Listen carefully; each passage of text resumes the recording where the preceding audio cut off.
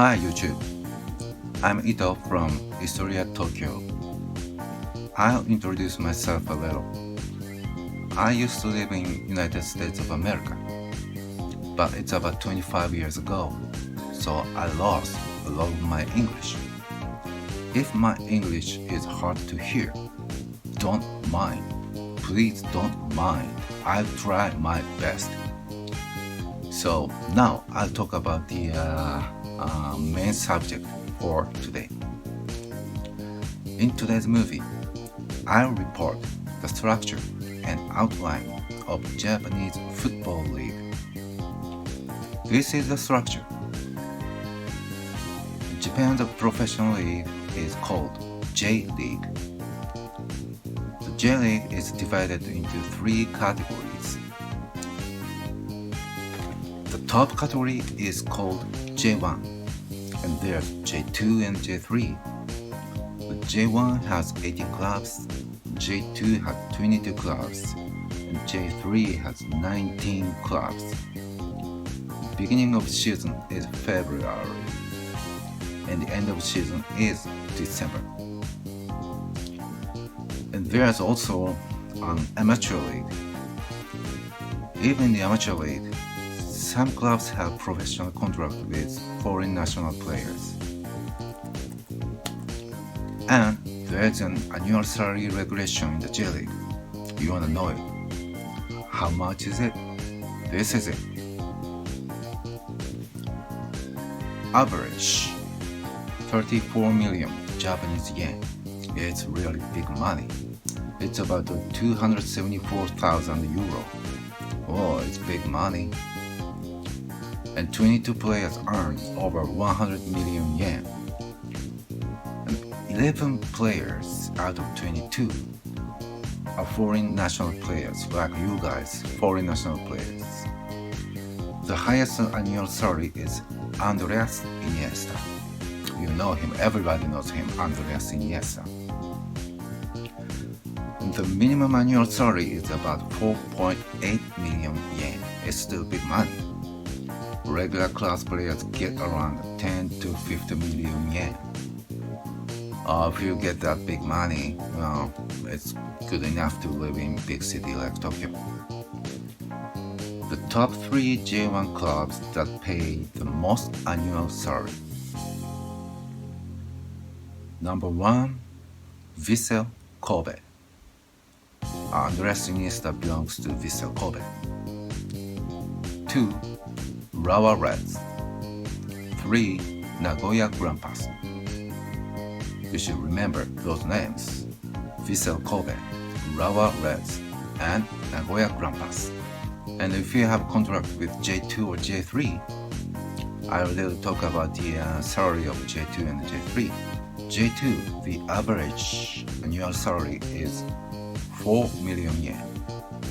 And J3, the highest annual salary is 3 to 4 million yen. It's actually not big money, but it's up to you. If you focus on playing football, you don't go to parties, you don't go to drink. You just focus on playing football in like small towns. It's good enough. 4 million, 3 million, it's good enough. But if you are like party people, and you like to go to drink or something, 3 to 4 million yen is not actually good enough. And next, I'll talk about the type of contracts of the J League. There are 3 main types of professional contracts in J League. A contract. There's no upper limit annual salary, and high value contracts are possible. And most of the foreign national players have this contract. So if you're good, you are gonna have a contract, maybe. And there's B contract. The maximum annual salary is 4.8 million yen.